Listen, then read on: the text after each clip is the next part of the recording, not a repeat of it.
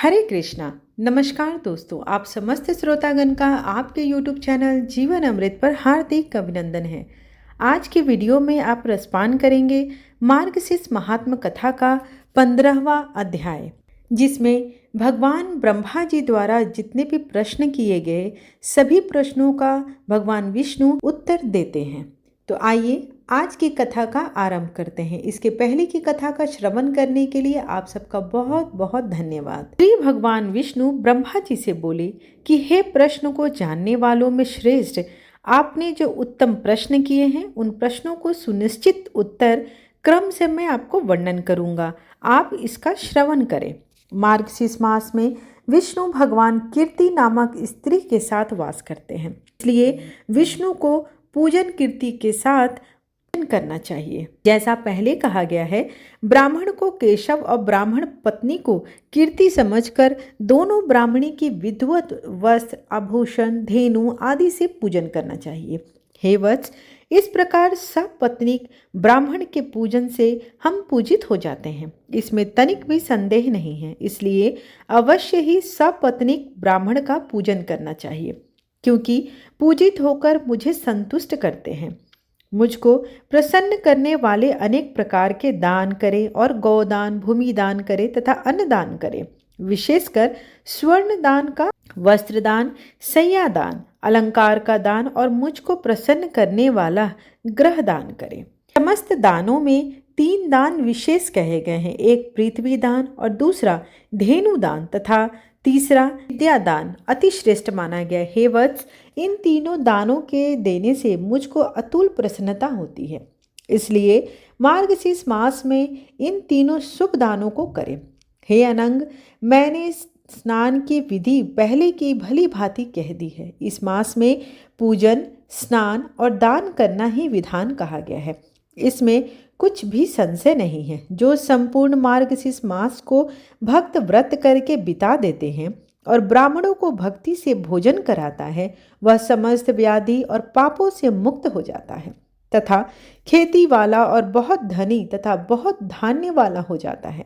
इस विषय में विशेष कहने से क्या है। हे वत्स, जो मेरी अत्यंत गुप्त बात है उसको सुनो। हे मानद, अग्नि और ब्राह्मण ये दोनों मेरे मुख है, परंतु जितना ब्राह्मण का मुख श्रेष्ठ है उतना अग्नि का भी मुख श्रेष्ठ नहीं है।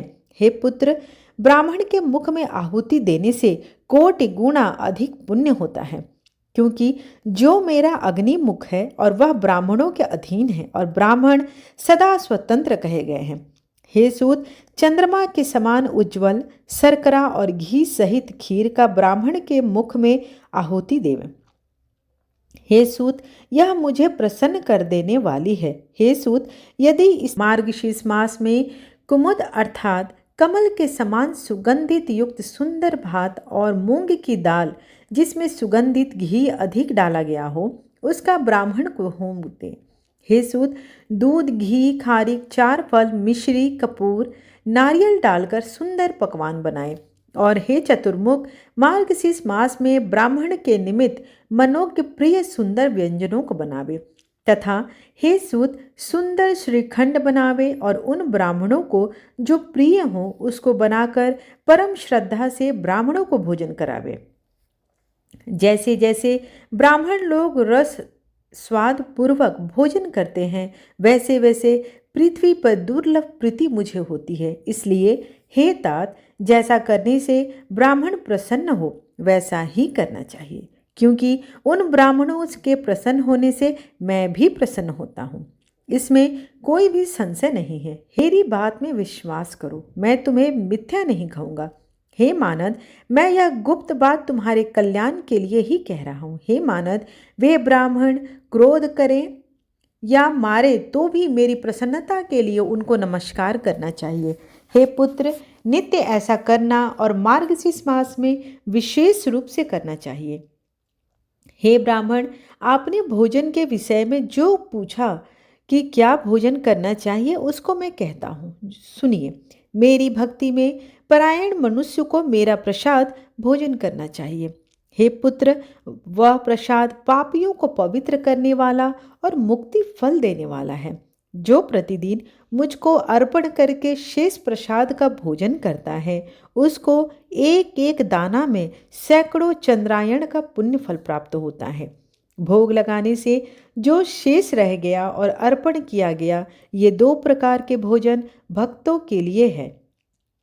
तीसरा कोई भी भोजन का प्रकार नहीं है। यदि इनके अतिरिक्त भोजन करता है तो चंद्रायण व्रत जो बिना मुझे अर्पण किए अन्न जल आदि भोजन करता है, वह अन्न स्वान विष्ठा के समान और जल मदिरा के समान होता है। इसलिए हे पुत्र, अन्न जल औषध के पहले मुझको अर्पण करे, बाद में परम भक्ति से भोजन करे, क्योंकि वह प्रसाद अपवित्र करने वाला है।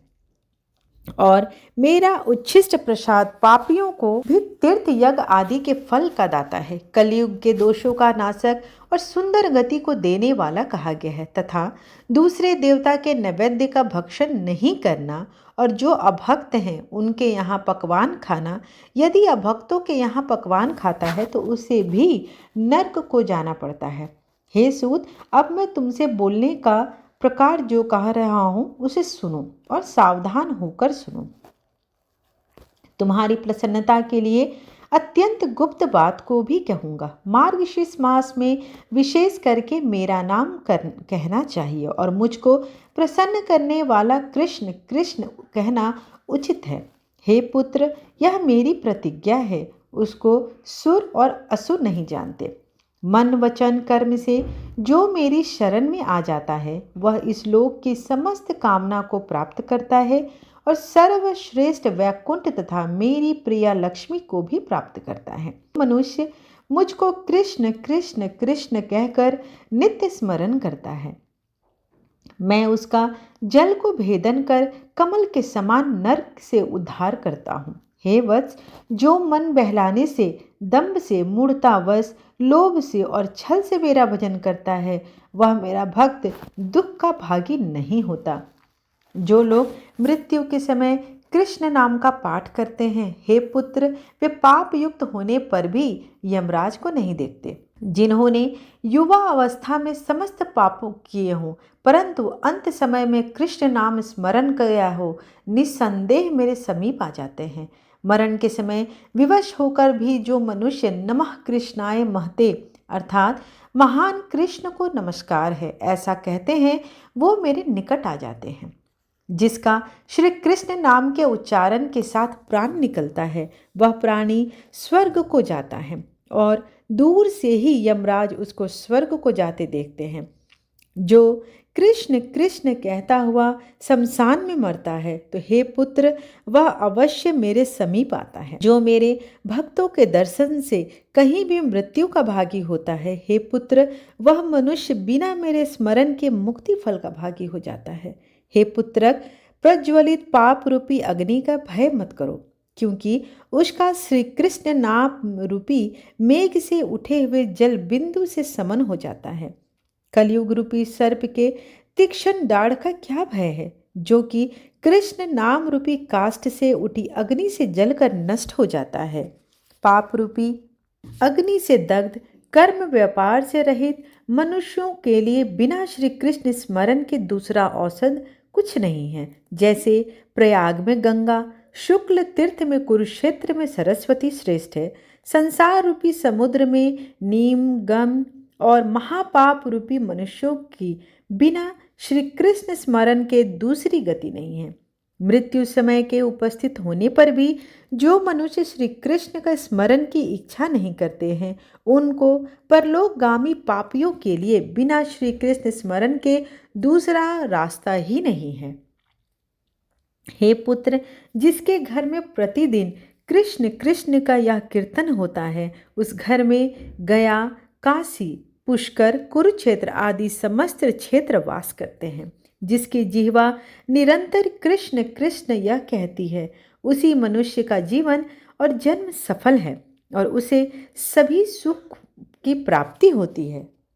जिसने एक बार भी हरि इस दो अक्षर का उच्चारण किया है, उसके सामीप्य मोक्ष के गमन के लिए कमर कसकर तैयारी की है। हरि इस नाम की पापों के नाश करने में जितनी शक्ति है, उतना पाप करने के लिए पातकी मनुष्य समर्थ नहीं होता। कृष्ण कृष्ण इसके कीर्तन करने से मनुष्य का शरीर और मन दुखी नहीं होता तथा पाप नहीं लगता। कृष्ण कृष्ण इसके कीर्तन करने से मनुष्य का शरीर और मन दुखी नहीं होता तथा पाप नहीं लगता है और विकलता नहीं होती है। जो मनुष्य कलयुग में श्री कृष्ण इस पथ्य वचन का त्याग नहीं करता, उसी मनुष्य के मन में पाप रूपी रोग कलयुग में नहीं होता है। श्री कृष्ण नाम का उच्चारण करते समय मनुष्य को जानकर यमराज उसके 100 जन्म के अर्जित पापों का नाश कर देते हैं। जो पाप सैकड़ों चंद्रायन व्रत और हजारों पराक्रम व्रत करने से नष्ट नहीं होते, वह पाप कृष्ण कृष्ण इस कीर्तन के करने से नष्ट हो जाते हैं। मुझे दूसरे कोटि नामों के लिए लेने से कभी प्रसन्नता नहीं होती, केवल श्री कृष्ण नाम के लेने से अधिक प्रसन्नता होती है। करोड़ों चंद्र ग्रहण और सूर्य ग्रहण का जो फल प्राप्त होता है, वह फल कृष्ण कृष्ण के कीर्तन से है।